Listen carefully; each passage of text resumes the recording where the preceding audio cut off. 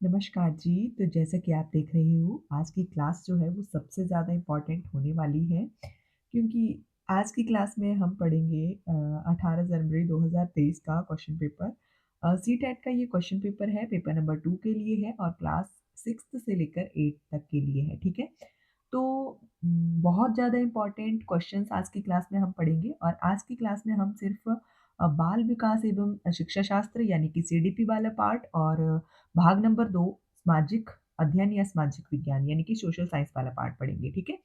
तो चलिए शुरू करें आज की ये क्लास। उसके पहले मैं आपको बता दूँ कि अगर आपने चैनल को अभी तक सब्सक्राइब नहीं किया है, तो फ्रेंड्स चैनल को ज़रूर सब्सक्राइब कर लें, क्योंकि इसी तरह की और भी क्लासेस मैं आपके लिए लेकर आऊँगी और अब सीटेट के लिए बहुत ही कम दिन बचे हैं। तो आपको पता है पीवाईक्यू जो है वो बहुत एक रामबाण की तरह काम करेंगे, क्योंकि यही क्वेश्चन जो है वो सीटेट में बार-बार रिपीट होते हैं।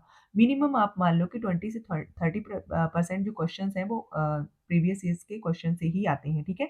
तो चलिए शुरू करते हैं आज की ये क्लास। तो सबसे पहला हम पार्ट पढ़ रहे हैं बाल विकास एवं शिक्षा शास्त्र और इसके रिलेटेड आपको पता है 30 क्वेश्चंस होते हैं। तो चलिए, जो फर्स्ट क्वेश्चन है वो यह है कि अधिगम और विकास एक दूसरे से जुड़े हुए हैं। तो अधिगम और विकास एक दूसरे से जुड़े हुए हैं, ये अभिकथन है यानी कि असर्शन है और रीजन में ये बता रहे हैं कारण में कि जो अधिगम है वो विकास के लिए नई स्थितियां सृजित करता है। तो अब आप मुझे ये बताएँ कि क्या ये कथन सही होंगे या नहीं होंगे? क्यों? क्योंकि अभी जो अधिगम है यानी कि लर्निंग और जो डेवलपमेंट है वो एक-दूसरे के साथ जुड़े हुए हैं, ये अभिकथन है और कारण में ये बता रहा है कि जो अधिगम है वो विकास के लिए नई स्थितियाँ सृजित करता है। तो दोनों के दोनों जो हैं वो सही रहेंगे और जो आर है वो ए की सही व्याख्या करता है, ठीक है? तो क्योंकि दोनों में अधिगम और विकास पूछा हुआ है, तो कारण में भी और अभिकथन में भी सेम ही है, ठीक है? तो इस तरह के क्वेश्चन आप जितनी प्रैक्टिस करोगे, उतनी ज़्यादा आपके लिए अच्छा रहेगा, क्योंकि इसी तरह के क्वेश्चन्स जो हैं, वो सीटेट के एग्ज़ाम में पूछे जाते हैं। ज़्यादातर अभिकथन और कारण वाले क्वेश्चन्स यानी कि असर्शन और रीज़न वाले क्वेश्चन ही एग्ज़ाम में पूछे जाते हैं। चलिए, ज़्यादा बात ना करते हुए बात करते हैं नेक्स्ट क्वेश्चन की। तो नेक्स्ट क्वेश्चन है कि बच्चों के विकास के बारे में कौन-सा कथन जो है वो सही है? तो बच्चों के विकास के बारे में यानी कि जो छोटे बच्चे हैं उनके डेवलपमेंट के बारे में कौन-सा कथन जो है वो सही है? तो ये कथन फर्स्ट नंबर का कि विकास एक सहज रूप से होने वाली प्रक्रिया है, किंतु इसे सुशाधित करने के लिए उपयुक्त परिवेश का होना आवश्यक है, ठीक है? क्योंकि आपको पता है कि जो एनवायरनमेंट है वो भी बहुत इम्पोर्टेंट रोल प्ले करती है, ठीक है? नेक्स्ट क्वेश्चन की बात करें तो नेक्स्ट क्वेश्चन है कि किस प्रक्रिया में बच्चे समाज में रहने के तौर तरीके जो है वो सीखते हैं, ठीक है? तो समाज की बात हो रही है, तो समाजीकरण जो है वो बच्चे का जो एक डेवलपमेंट है उसमें बच्चा जो है वो समाज में रहने के तौर तरीके सब कुछ सीखता है, ठीक है? सोशलिज्म। नेक्स्ट है कि फिर से कथन और अभिकथन वाला तर्क वाला क्वेश्चन आता है कि यहाँ पर असर्शन जो है वो कह रहा है कि 6 वर्षीय सरला जो है वो संरक्षण और क्रमांकन के कार्य नहीं कर सकती है और तर्क में ये कह रहे हैं कि पूर्व संक्रियात्मक अवस्था में बच्चों को स्थिति को नई पहलुओं पर विचार करने में कठिनाई होती है। तो उत्तर चुन तो इसका भी सही आंसर यही रहेगा कि ए और आर जो है वो दोनों सही है और आर सही व्याख्या करता है ए की, क्योंकि यहाँ पर ये कहा गया है कि जो 6 वर्षीय सरला जो है वो संरक्षण और क्रमांकन कार्य जो है वो नहीं कर पाती है और उसके बाद रीज़न में ये बताया है कि पूर्व संक्रियात्मक अवस्था जो होती है उसमें बच्चे जो है वो स्थिति के पहलुओं पर विचार जो है वो उनको करने में कठिनाई बच्चों को होती है, ठीक है? अब जो सीटेट है उसके मेन इम्पोर्टेंट क्वेश्चंस आज की क्लास में देखो, तो प्याजे, ठीक है? मैं आपको बहुत बार बोल चुकी हूँ पहले भी कि प्याजे और वाइगॉत्स्की ये तो सीटेट की जान है, एक तरह से आप मान लो, क्योंकि इनसे बहुत सारे क्वेश्चन जो है वो सीटेट में पूछे जाते हैं। तो प्याजे से रिलेटेड क्वेश्चन यहाँ पर आ चुका है कि प्याजे के अनुसार इनमें से कौन-सा कारक जो है वो संज्ञानात्मक विकास के लिए महत्वपूर्ण भूमिका निभाता है? तो गतिविधि, ठीक है? गतिविधि जो है वो संज्ञानात्मक विकास के लिए महत्वपूर्ण भूमिका निभाता है, ठीक है? नेक्स्ट है कि उमेद जो है वो चॉकलेट नहीं खाता है, जो उसके पिता मेहमानों के लिए लाए हैं। ये सोचकर कि अगर वह पकड़ा जाएगा तो क्या होगा? कोहल वर्ग के अनुसार उमेद जो है वो नैतिक विकास के किस चरण में है, ठीक है? वो अपने पापा से डर रहा है कि अगर मैं कहीं चोरी करता हुआ पकड़ा गया तो क्या होगा? तो उसका जो कोहलर के अनुसार ये जो आएगा ये सज़ा और अभिकारिता अभिविन्यास में आएगा, ठीक है? आज्ञाकारिता अभिविन्यास, ठीक है?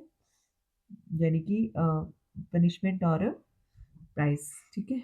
नेक्स्ट है कि किसने प्रतिपादित किया कि सीखने की प्रतिक्रिया तब होती है जब बच्चे अपने से ज़्यादा ज्ञान वाले समकक्षी एवं वयस्कों के साथ साझी गतिविधियाँ करते हैं। तो कौन होगा? लेव वाइगोत्स्की, ठीक है? लेव वाइगोत्स्की ने कहा कि जब बच्चे जो हैं वो अपने से ज़्यादा ज्ञान वाले समकक्षी वयस्कों के साथ साझी गतिविधियाँ करते हैं, ठीक है? तो जो है वो सीखने की प्रक्रिया होती है। नेक्स्ट क्वेश्चन है कि जब एक शिक्षिका जो है एक बच्चे को व्याख्यान देने के बजाय अलग-अलग इशारे देकर सही उत्तर की तरफ ले जाती है, तब ये क्या मदद जो है वो क्या कहलाती है? तो मोस्ट इम्पोर्टेंट क्वेश्चन बहुत बार एग्जाम में पूछा जा चुका है ये पहले और पहले भी हम बहुत बार इस क्वेश्चन को पढ़ चुके हैं। तो एक शिक्षिका जो है वो एक बच्चे को धीरे-धीरे उसको आंसर की तरफ ले जा रही है, सीधा आंसर नहीं बता रही है, तो इसको पहाड़ यानी कि स्कैफोल्डिंग कहते हैं, ठीक है? नेक्स्ट क्वेश्चन है कि प्रगतिशील जो कक्षा है, उसमें अधिगम जो है उसका निर्माण सक्रिय रूप से छात्रों द्वारा स्वयं किया जाता है, ठीक है? नेक्स्ट है कि हार्वर्ड गार्डनर ने कौन-सी धारणा को चुनौती दी थी? तो हार्वर्ड गार्डनर आपको पता ही है बहुबुद्धि का सिद्धांत दिया है, तो यहाँ पर लिखा हुआ है कि बुद्धि पूर्व निर्धारित और निश्चित होती है, ठीक है? तो हॉवर्ड गार्डनर ज़रूर पढ़ के जाएँ। नेक्स्ट है कि डैश वाले व्यक्ति उत्कृष्ट तर्क, कौशल, अमूर्त विचार और पैटर्न के आधार पर अनुमान लगाने की क्षमता प्रदर्शित करते हैं। तो वो होगा तर्क गणितीय बुद्धिमत्ता। नेक्स्ट क्वेश्चन है कि लेव वाइगोत्स्की के सिद्धांतों के अनुसार स्वबाक जो हमारी सोच व व्यवहार को दिशा देता है, डैश कहलाता है तथा उसे डैश किया जाना चाहिए। तो जो स्वबाक है वो निजी संवाद कहलाता है, ठीक है? और उसे प्रोत्साहित जो है वो किया जाना चाहिए। नेक्स्ट क्वेश्चन की बात करें तो कथन और रीज़न वाला फिर से आ गया है कि माध्यमिक स्कूल में शिक्षकों को लड़कों को भाषा पढ़ने के बजाय गणित व विज्ञान के विषयों को पढ़ाने के लिए प्रोत्साहित करना चाहिए और तर्क कहता है कि लड़कों में भाषा को पढ़ने की जन्मजात क्षमता नहीं होती है। ठीक है? तो इसका ये होगा कि ए और आर दोनों ही गलत हैं, ठीक है? क्योंकि सबसे पहले तो यहाँ पर ये कहा जा रहा है कि गणित और विज्ञान पढ़ने के लिए उनको प्रोत्साहित करना चाहिए और दूसरा तर्क ये कह रहा है कि लड़कों जो हैं उनमें पढ़ने की जन्मजात क्षमता नहीं होती है, ठीक है? तो दोनों ही नेगेटिव पॉइंट हैं, तो दोनों ही गलत होंगे, ठीक है? नेक्स्ट है कि मूल्यांकन किस उद्देश्य से नहीं किया जाना चाहिए? तो मूल्यांकन जो है यानी कि इवैल्यूएशन जो है वो बच्चों में डर और सीखने का तनाव पैदा करने की वजह से नहीं की जानी चाहिए, ठीक है? मूल्यांकन का उद्देश्य बिल्कुल नहीं होना चाहिए कि बच्चे को हम डरा के, धमका के बच्चे को कुछ सिखा रहे हैं, ठीक है? मूल्यांकन का उद्देश्य बच्चे की तैयारी स्तर का पता लगाने हो सकता है, ठीक है? तो नेक्स्ट है कि एक कक्षा परीक्षण के दौरान एक शिक्षक ने पाया कि अधिकांश छात्रों ने अवधारणा आधारित प्रश्न का उत्तर गलत दिया है, तो इसका सही आंसर होगा कि छात्रों की सोच में वैचारिक चुनौतियों का पता लगाएं और उसके अनुसार पढ़ाएं।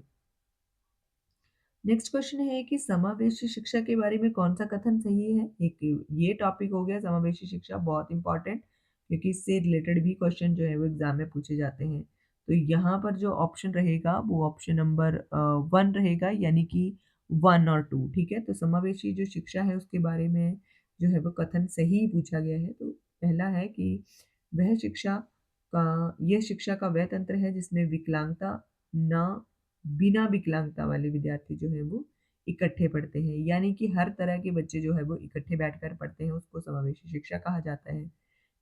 दूसरा है कि इसमें बहिष्करण, भेदभाव और भागीदारी और सीखने में अन्य बाधाओं को दूर करते हुए सभी विद्यार्थियों की भागीदारी को सुनिश्चित किया जाता है, ठीक है? ऐसा नहीं है कि एक ही बच्चे को इम्पोर्टेंस दी जाएगी, सभी बच्चे जो हैं वो समान रूप से किसी भी काम में भाग लेंगे, ठीक है? नेक्स्ट क्वेश्चन है कि एक शिक्षिका को विविध बच्चों की कक्षा में जिसमें हाशिए पर समुदाय से आने वाले बच्चे भी शामिल हैं, क्या करना चाहिए? तो मानना चाहिए कि विभिन्नताएं कमियां नहीं है। नेक्स्ट है कि कौन सी पद्धति एक समावेशी कक्षा में बच्चों को सीखने में सहायक होगी। तो सहयोगात्मक पद्धति जो है वो अ, अधिगम पद्धति जो है वो सहायक रहेगी। ठीक है। नेक्स्ट है कि निम्न में से कौन से शिक्षा शास्त्रीय प्रावधान एक विद्यार्थी जिसे गतिमान दिव्यांगता है की जरूरतों के अनुकूल उपयुक्त समायोजन है। तो वो होगा 1 2 3, यानी कि 1 है कि बाधा मुक्त वातावरण को सुनिश्चित करना, नंबर 2 है मेज कुर्सी को प्रबंधात्मक तरीके से रख कर आने जाने को सुगम बनाना, और नंबर 3 है कि मूल्यांकन की विविध पद्धतियों का प्रयोग। ठीक है, तो ये इस क्वेश्चन का सही आंसर रहेगा। नेक्स्ट है कि निम्नलिखित में से कौन रचनात्मक के विशिष्ट संकेतक कौन से हैं। तो रचनात्मक के विशिष्ट संकेतक जो रहेंगे वो नंबर 3 4 और 5, यानी कि जोखिम उठाना, लचीलापन और बोरियत के लिए असहिष्णुता। ठीक है। नेक्स्ट क्वेश्चन है कि एक सामाजिक रचनात्मक कक्षा में शिक्षक को डैश और सामूहिक कार्य को सुगम बनाने के लिए मेज व कुर्सी ऐसी होना चाहिए डैश। ठीक है, तो कैसी होनी चाहिए कि तो एक सामाजिक रचनात्मक कक्षा में शिक्षक को गतिशील और सामूहिक कार्य को सुगम बनाने के लिए मेज व कुर्सी ऐसी होना चाहिए कि जिन्हें खिसकाया जा सके। ठीक है। नेक्स्ट है कि अभिकथन और रीजन वाला क्वेश्चन फिर से। तो यहाँ पे अभिकथन कह रहा है कि अधिगम को केवल सीखने में स्थायी व मापा जा सकने वाला बदलाव देखना समस्यात्मक है। तो तर्क है कि सीखना एक जटिल क्रिया है, इसमें आंतरिक रूप से होने वाली प्रक्रियाएं जो है वो शामिल हैं। ठीक है, तो इसका सही उत्तर रहेगा ए और आर दोनों ही सही है, और आर एक ही सही व्याख्या है। ठीक है। नेक्स्ट है कि अनुभवात्मक अधिगम किस पर जोर डालता है। तो अनुभवात्मक अधिगम जो है यानी कि एक्सपीरियंस्ड लर्निंग जो है, एक्सपीरियंस्ड बेस्ड लर्निंग जो है वो करके सीखना की महत्वता पर जो है वो प्रभाव डालती है। ठीक है, जोर डालती है। नेक्स्ट है कि जब छात्र स्कूल की अपेक्षाओं के अनुसार प्रदर्शन करने की में सक्षम नहीं होते हैं तो स्कूलों को सबसे पहले निम्नलिखित पर ध्यान केंद्रित करना चाहिए। तो किस पर? स्कूल और कक्षा का वातावरण और लोकाचार पर ध्यान केंद्रित करना चाहिए। नेक्स्ट है कि निम्नलिखित में से कौन सा समस्या समाधान स्वाभाविकता के प्रयोग का वर्णन करता है। तो वो कौन करता है? लक्ष्यों को प्राप्त करने के लिए चरण दर चरण प्रक्रिया निर्धारित है। ठीक है। नेक्स्ट क्वेश्चन 26 नंबर कि निम्न में से कौन सी कार्यनीति एक शिक्षिका को विद्यार्थियों में संवेगात्मक आत्म नियमनता को प्रोत्साहित नहीं करेगी। तो वो होगा विद्यार्थियों को एक दूसरे से प्रतिस्पर्धा के लिए प्रोत्साहित करना, वो लगातार तुलना करते हुए अविश्वास का माहौल बनाना। ठीक है। नेक्स्ट है कि बच्चों के सीखने के लक्ष्य की तरफ प्रेरित करने का प्रभावी तरीका क्या है। तो वो है कि उनमें सीखने का आनंद, खुशी और उत्सुकता पैदा करना। ठीक है, बच्चा जब तक नहीं सीख सकता तब तक वो अपने आनंद से, अपनी खुशी से नहीं सीखना चाहता। ठीक है। नेक्स्ट है कि निम्नलिखित में से कौन सा कथन सीखने के सामाजिक रचनात्मक परिप्रेक्ष्य में विश्वास का समर्थन नहीं करता। ठीक है, वो होगा शिक्षण प्रक्रिया के दौरान बच्चों को निष्क्रिय भूमिका निभानी चाहिए। ठीक है, तो नहीं पूछा है तो ये जो है वो गलत नेगेटिव टर्म। बात करें 29 की, तो 29 है कि निम्नलिखित में से कौन सी रणनीति जो है वो छात्रों को प्रभावी समस्या समाधान करता और महत्वपूर्ण विचार बनाने से रोकेगी। ठीक है, तो ये भी नेगेटिव टर्म में पूछा गया है, तो ये होगा कि छात्रों को समस्या को देखने का केवल एक ही तरीका देखने के लिए प्रोत्साहित करना और निर्धारित समाधान पर ध्यान केंद्रित करना। ठीक है, तो ये जो है नेगेटिव टर्म में आंसर जो है वो रहेगा। नेक्स्ट है कि एक माध्यमिक कक्षा की शिक्षिका के नाते आप अपने विद्यार्थियों में आंतरिक अभिप्रेरणा कैसे बढ़ा बढ़ावा देंगी। तो सीखने में आनंद की अनुभूति को बढ़ावा देकर। ठीक है। नेक्स्ट अब पढ़ते हैं हम एसएसटी से रिलेटेड इंपॉर्टेंट क्वेश्चंस जो इस एग्जाम में पूछे गए थे। तो एसएसटी चल पड़ा है अब 31 से। तो 31 में पूछा गया है कि निम्नलिखित में से क्या असमानता के साथ विविधता का एक उदाहरण होगा? तो विविधता का अगर उदाहरण है तो ये रहेगा कि समीर को रंग भरना और मिहिर को चित्र बनाना पसंद है। नेक्स्ट है कि केरल में लोग जो है वो भिन्न भिन्न धर्मों का पालन करते हैं। धार्मिक प्रथाओं की विविधता के लिए क्या कारण हो सकता है? तो कारण ये रहेगा कि ए और बी, यानी कि ए में बोला गया है कि यहूदी और अरब व्यापारी मसालों का व्यापार करने आए थे और यहाँ लोगों के लिए यहूदी धर्म और इस्लाम लाए। ठीक है। नेक्स्ट बी है कि संत थॉमस जो थे लगभग 2000 साल पहले यहाँ आए और लोगों के लिए ईसाई धर्म लाए। ठीक है। तो केरल के बारे में ये आपने जरूर याद रखना है। नेक्स्ट क्वेश्चन है कि सरकार की कार्यविधि के संदर्भ में निम्नलिखित में से का सुमेलन कीजिए और उपयुक्त विकल्प का चयन कीजिए। ठीक है। तो एक तरह से मिलान है ये, तो 1 का 1। ठीक है। यानी कि स्थानीय प्रशासन जो है वो चराई क्षेत्र बनाने संबंधी निर्णय लेगा, और नंबर 2 पर राज्य सरकार जो है वो मध्य प्रदेश में एक ग्राम प्रशासनिक अधिकारी को बोनस देने का निर्णय लेगी, और संघ सरकार जो है नई मुद्रा जारी करने का निर्णय लेगी। ठीक है। जब भी कहीं करेंसी वाला या फिर किसी देश के अन्य देश के साथ संबंध वाला आता है तो उसमें जो है वो संघ सरकार ही फैसला लेती है। ठीक है। नेक्स्ट है कि निम्नलिखित में से राज्य में किसकी नियुक्ति केंद्र सरकार द्वारा होती है? तो केंद्र सरकार द्वारा राज्यपाल की नियुक्ति होती है। ठीक है।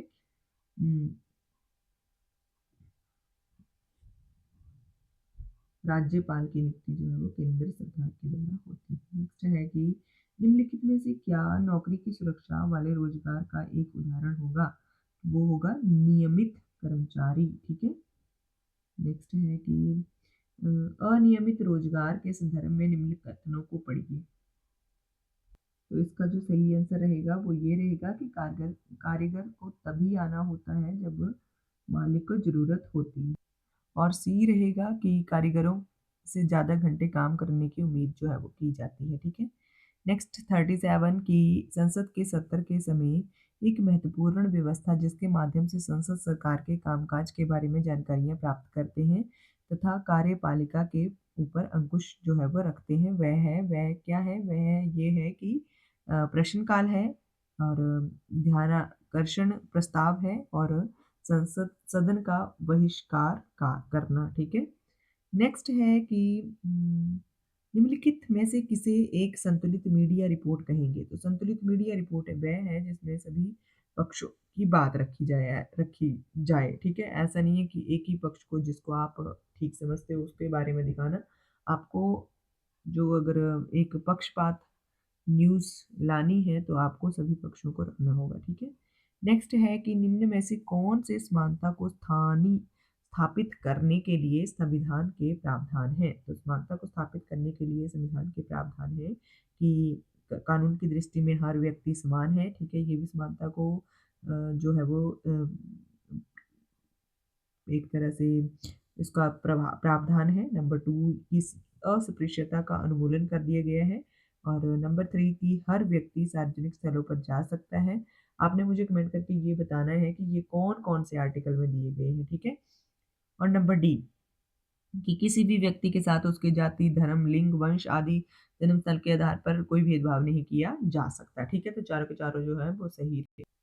चलिए बात करते हैं नेक्स्ट क्वेश्चन की। तो नेक्स्ट है कि प्रत्येक नागरिक को स्वतंत्रता है कि अपने धर्म का पालन और अनुसरण करने की। भारतीय संविधान में प्रस्थापित किस सिद्धांत में ये स्वतंत्रता उत्पन्न हुई है? ठीक है। तो वो होगा धर्मनिरपेक्षता। ठीक है। नेक्स्ट है कि किसी चोरी के मामले में निम्नलिखित में से क्या होने पर पक्षपात पूर्ण सुनवाई माना जाएगा? तो आरोपी का दोषी पाए जाने पर प्रतिभाशाली और सम्मानित परिवार के होने की वजह से माफ कर देना। ठीक है। नेक्स्ट है कि उड़ीसा के किस क्षेत्र में एल्यूमीनियम कंपनी द्वारा खान लगाने पर आदिवासियों द्वारा विस्थापन के विरोध में आंदोलन चलाया गया? तो वो होगा न्याय न्यायमगीर गिरी पहाड़ी। ठीक है।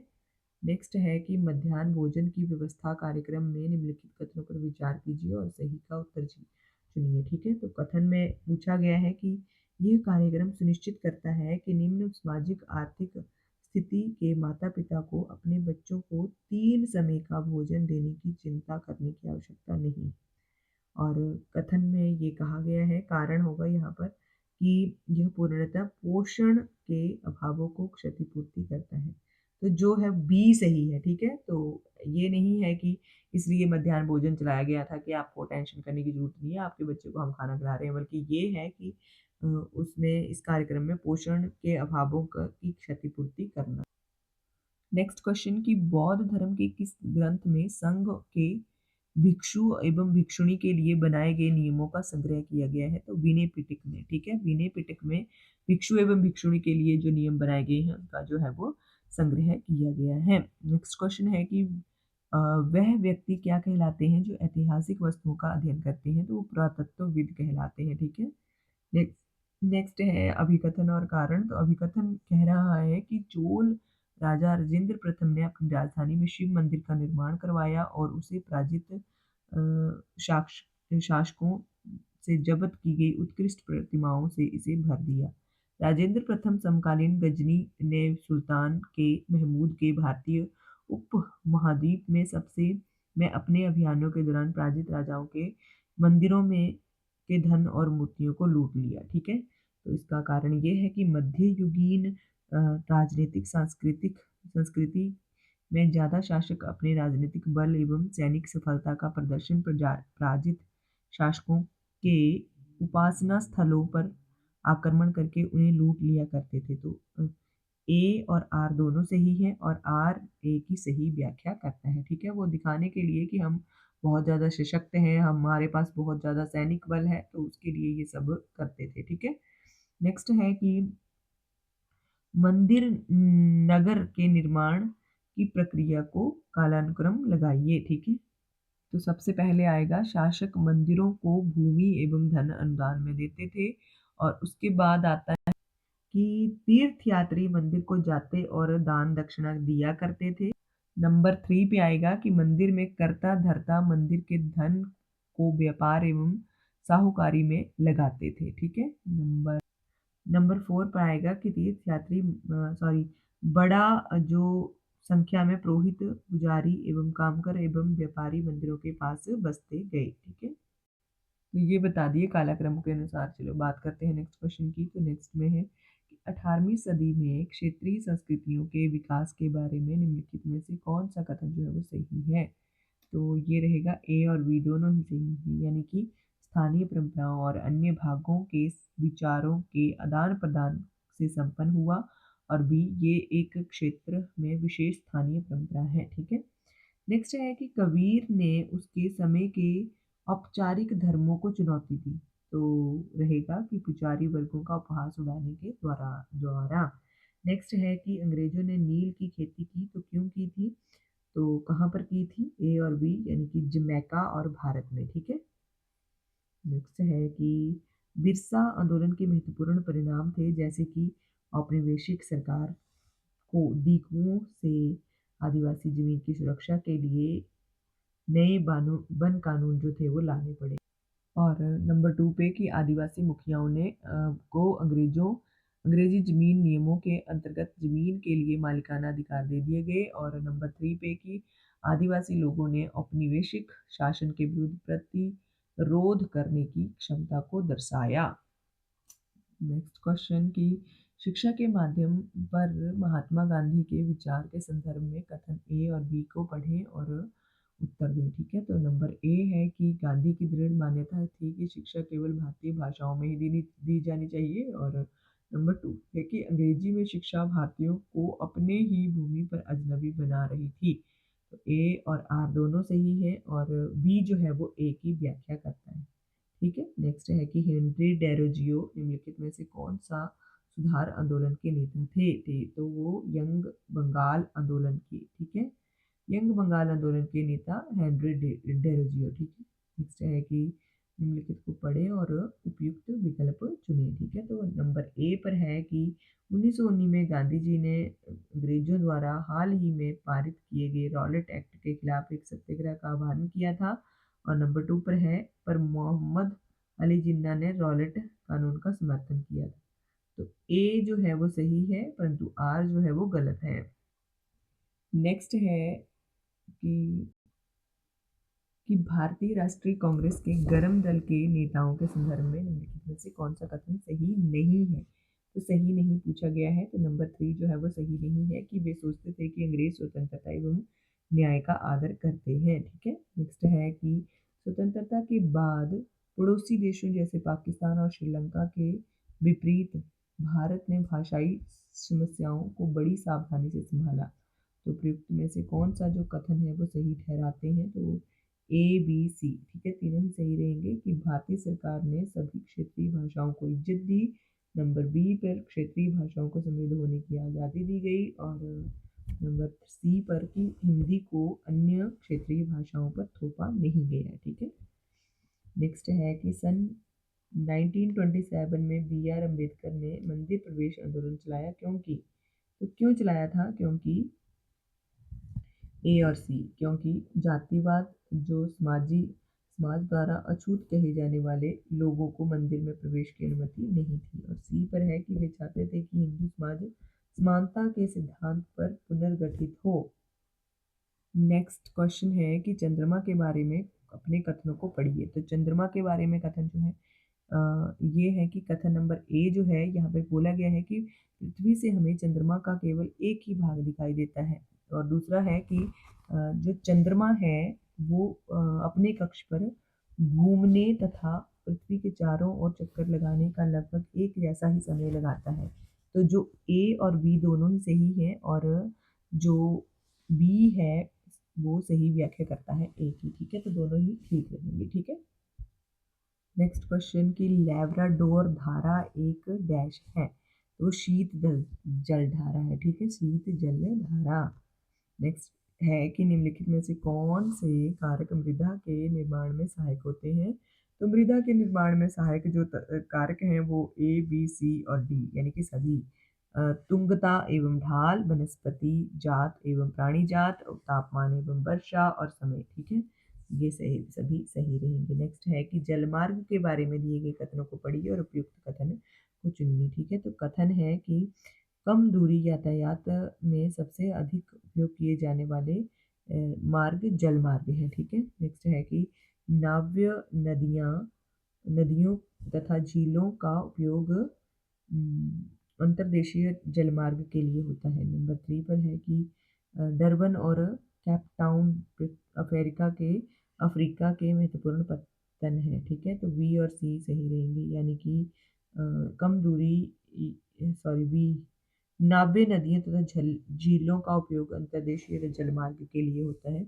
और सी डरबन और कैपटाउन जो है वो अ, अफ्रीका के महत्वपूर्ण पत्तन है। ठीक है। 62 नंबर के निम्नलिखित में से खनिजों के निक्षेप पर विचार करें। तो निक्षेप यानी कि यहाँ पर बोला गया है कि फ्रांस के कॉकशेस प्रदेश के चूना पत्थर निपेक्ष। और नंबर 2 पर है कि जर्जिया और यूक्रेन में मैग्नीज निपेक्ष। और नंबर 3 पे है अल्जीरिया के फास्फेट सशस्त्र। तो ये सभी का उत्तर रहेगा अवसादी शैल। ठीक है। नेक्स्ट है कि परंपरागत ऊर्जा के बारे में कथनों पर विचार करें और उत्तर दें। तो कथन जो है वो ये है कि ऊर्जा के परंपरागत स्रोत वे हैं जो सीमित स्थानीय क्षेत्र में पाए जाते हैं और लंबे समय के सामान्य उपयोग में लाए जा रहे हैं। और नंबर बी पर जो कथन दिया गया है वो ये है कि केवल जीवाश्म ईंधन परंपरागत ऊर्जा के स्रोत हैं। तो ये ए और बी दोनों ही गलत हैं। नेक्स्ट है कि उपयुक्त में से कौन सा जोड़ी जो है वो सही मिलान है। ठीक है, तो केवल सी जो है वो सही मिलान है, झूठ, उच्च तापमान और भारी वर्षा। नेक्स्ट कि अगर आप दक्षिणी गोलार्ध में रह रहे हैं तो 21 जून के बारे में निम्नलिखित में से कौन सा सही होगा। तो वो ये रहेगा कि सबसे छोटा दिन और सबसे लंबी रात। ठीक है, 21। नेक्स्ट है कि ग्रीनविच या ग्रीनिच पर स्थित मुख्य यमुनोत्तर पर सूर्य जिस समय आकाश में सबसे ऊंचे बिंदु पर होगा तो उस समय यामोत्तर पर स्थित सभी स्थानों पर डैश होगी, तो क्या होगी, दोपहर होगी। नेक्स्ट है कि विषुवत वृत्त के 66.5 डिग्री उत्तर में क्या पड़ता है, तो वो उत्तर ध्रुव वृत्त पड़ता है। ठीक है। नेक्स्ट है कि मध्य हिमालय को क्या कहा जाता है, तो मध्य हिमालय को हिमाचल कहा जाता है। नेक्स्ट है कि निम्नलिखित में से कौन सा वर्षण के प्रकार है, तो वर्षण के प्रकार जो है BCD यानी कि हिम, ओला और सहिम वृष्टि। ठीक है, तीनों ही वर्षा के प्रकार है। नेक्स्ट है कि किस गैस को ग्रीन हाउस गैस भी कहते हैं, तो कार्बन डाइऑक्साइड गैस को ग्रीन हाउस गैस भी कहते हैं। नेक्स्ट है कि प्रारंभिक स्तर पर इतिहास निम्नलिखित में से गठित है, तो वो है ABCD यानी कि भव्य वर्णन, कालक्रम, सबाल्टर्न इतिहास और अब आलोचनात्मक चिंतन। ठीक है। नेक्स्ट क्वेश्चन है कि प्रारंभिक स्तर पर सामाजिक विज्ञान का अध्ययन निम्नलिखित कारणों से अत्यावश्यक। तो कारण यहाँ पर दिए गए हैं कि जिस समाज में हम रहते हैं उसे समझने के लिए, नंबर 2 की भारतीय संविधान के प्रतिस्थापित मूल्यों की प्रशंसा के लिए, और नंबर 3 लोकतंत्र में जिम्मेदार नागरिक होने के लिए, और नंबर 4 मतभेदों का सम्मान करने के लिए। तो चारों के चारों ही सही रहेंगे। नेक्स्ट है कि निम्नलिखित में से विचार करें और कथन को पहचानें। तो कथन 1 कह रहा है कि जिस तरह से शिक्षक अपनी कक्षा में मूल्यों का अध्यापन करते हैं उसका उनके विद्यार्थियों के अधिगम पर गहरा प्रभाव पड़ता है। नंबर 2 कथन कह रहा है कि नागरिकता शिक्षा का प्रभाव वास्तविक रूप से उन परिस्थितियों में कम होता है जहाँ लोकतांत्रिक प्रथाएं बहुत कम है और अथवा संपूर्ण रूप से नदारद है। ठीक है। तो इनमें जो है वो कथन 1 और 2 दोनों सही है और कथन 2 जो है वो 1 का सही उदाहरण है। ठीक है। नेक्स्ट क्वेश्चन है कि निम्नलिखित में से कौन से मूल्य एवं प्रजातांत्रिक कक्षा के लिए आवश्यक है, तो वो A और D। ठीक है, यानी कि समूह बोध और D पर आलोचनात्मक चिंतन। ठीक है। नेक्स्ट क्वेश्चन है कि एक शिक्षिका अपने छात्रों को किसी संस्थान की स्थिति के बारे में कैसे पता लगाए विषय पढ़ाना चाहती है। निम्न में से कौन सी शिक्षण सामग्री का प्रयोग करना चाहिए, तो उसको ABD यानी कि A पर है कि ग्लोब का, और B पर है भारत विश्व का नक्शा, और D पर है भारत का नक्शा। ठीक है। फिल्म जो है वो नेगेटिव है। ठीक है। नेक्स्ट है कि प्रारंभिक स्तर पर सामाजिक विज्ञान की कक्षा में जेंडर विषय पर चर्चा करते हुए निम्नलिखित में से क्या शामिल किया जा सकता है, तो वो होगा ऑप्शन नंबर ABC यानी कि महिलाओं के संघर्ष की कहानियाँ, B पर है महिलाओं एवं पुरुषों की शैक्षणिक भागीदारी के आंकड़े, और नंबर 3 पर है कि विभिन्न समाजों में प्रचलित जेंडर प्रथाओं को दर्शाता हुआ वॉलपेपर। नेक्स्ट है कि निम्नलिखित में से कौन से कथन पर विचार करें और विकल्प को चुनें। तो कथन 1 कह रहा है कि भारतीय विद्यालय जो है वो पाठ्यक्रम में नागरिक शास्त्र एक विषय के रूप में विरिस्ट ब्रिटिश सरकार की शाही नीति का परिणाम है। और नंबर 2 कथन कह रहा है कि ब्रिटिश राज के विरुद्ध भारतीयों में बढ़ती अनिष्ठा को ध्यान में रखते हुए नागरिक शास्त्र लाया गया। तो दोनों ही सही हैं और कथन 2 जो है वो सही व्याख्या है। ठीक है। नेक्स्ट है कि निम्नलिखित में से किस ने एक कल्पनाशील सामाजिक विज्ञान के शिक्षक के कौशल का श्रेष्ठ रूप में परिवर्तित होते हैं, तो योजना बनाने और आकलन में। ठीक है, योजना बनाने और आकलन में। नेक्स्ट क्वेश्चन है कि अ, एक शिक्षक जो है वो अपनी कक्षा में विभिन्न पारिस्थितिकीय तंत्रों के बारे में चर्चा करना चाहते हैं। निम्न में से कौन से उदाहरण उचित हैं, तो वो रहेंगे A, B, C और D। ठीक है, यानी कि रेगिस्तान, बी पर है नदी और सी पर है समुद्र और डी पर है शैवाल, मूंगा, चट्टान। ठीक है। नंबर 80 नंबर का क्वेश्चन आ गया है कि चर्चा कीजिए कि क्यों हमारे समाज में महिलाओं द्वारा किए जाने वाले कार्यों को पुरुषों की अपेक्षा कम महत्व दिया जाता है। सामाजिक विज्ञान की कक्षा में ऐसे प्रश्नों को शामिल किए जाने की क्या प्रासंगिकता है। तो ए और बी, यानी कि ए पर है कि ऐसे प्रश्न कक्षा में चर्चा की शुरुआत करने में सहायक होते हैं, और बी है कि ऐसे प्रश्न समाज में व्याप्त असमानताओं को उजागर करने में सहायक होते हैं। ठीक है। नेक्स्ट है कि ब्राज़ील एवं भारत के लोगों की जीवन शैली के बीच में अंतर का पता करना करने के लिए विद्यार्थियों के पास क्या स्रोत होने चाहिए? तो वो होगा ए यानी कि पत्रिकाओं, इंटरनेट से एकत्रित किए गए दोनों देशों के चित्र, और डी यानी कि ब्राज़ील और एवं भारत की फ़िल्में। नेक्स्ट क्वेश्चन है कि निम्नलिखित कथनों पर विचार करें। तो कथन है कि एक समर्थ पाठ्यचर्या चर्चा चर्या या के लिए एक ऐसी विषय वस्तु की आवश्यकता है जो अंत विषयक विचारधारा को प्रोत्साहित करे। और नंबर बी पर है कि विभिन्न सामाजिक विज्ञानों की विषय सीमाओं को खोलने की आवश्यकता है ताकि दी गई परिघटना को समझने के लिए कई तरह के उपागमों का प्रयोग किया जा सके। तो कथन ए और आर दोनों सही है, किंतु आर एक ही सही व्याख्या नहीं करता है। ठीक है। नेक्स्ट है कि निम्नलिखित में से कौन सा सामान्यीकरण के संबंध में सही है?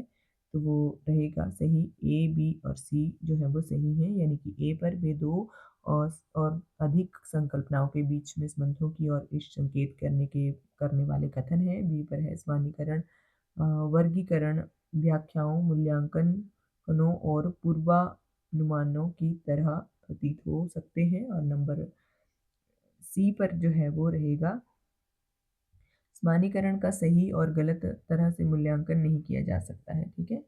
नेक्स्ट है कि ऐतिहासिक स्रोत के बारे में पढ़ाते समय निम्नलिखित में से कौन से प्रश्न जो है वो कक्षा में परिचर्चा की के लिए प्रासंगिक हैं? तो वो होंगे ए यानी कि किसने विशिष्ट लेख लिखा, और सी यानी कि क्या चित्र बनाने का कोई उद्देश्य था। ठीक है। नेक्स्ट है कि क्या आप ऐसे दो तरीके बता रह सकते हैं जिनके द्वारा आप सोचते हैं कि विज्ञापन का प्रभाव जो है वो लोकतंत्र में समानता के मुद्दे पर पड़ता है। तो सामाजिक विज्ञान की कक्षा में ऐसे प्रश्न पूछने की क्या प्रासंगिकता है?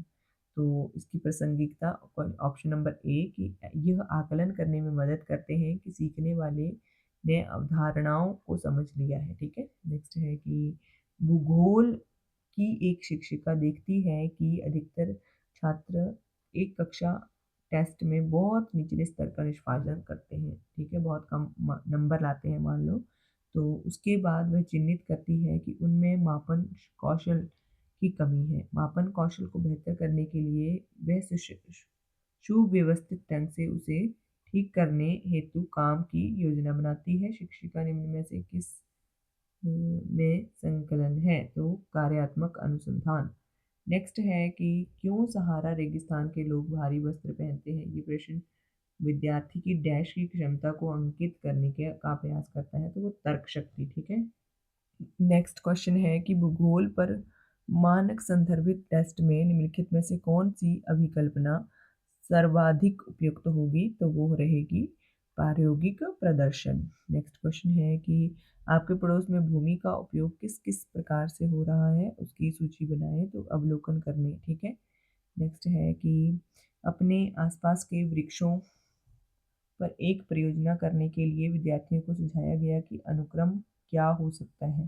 तो इसका VCDAE यानी कि बी पर आएगा आंकड़े इकट्ठा करने की योजना, और सी पर आएगा अवलोकन, डी पर आएगा रिकॉर्डिंग और प्रतिवेदन प्रस्तुत करना, और उसके बाद ए आएगा निरूपण, उसके बाद ई आएगा परिचर्चा। ठीक है। तो ये जो है वो आज की क्लास के क्वेश्चंस रहे। इनमें आज की क्लास में हमने 60 क्वेश्चन जो है वो SST के पढ़े हैं, और 30 क्वेश्चन हमने CDP से रिलेटेड पढ़े हैं। तो मोस्ट इम्पॉर्टेंट क्लास है। जल्दी जल्दी से अपने फ्रेंड्स के साथ ज़रूर शेयर करो और चैनल को सब्सक्राइब कर लो। मुझे कमेंट करके ज़रूर बताओ कि आपको मेरी क्लासेस जो है वो कैसी लगती हैं, या आज की क्लास जो है वो कैसी लगी है। तो ठीक है, मिलते हैं नेक्स्ट क्लास में। Thank you for watching.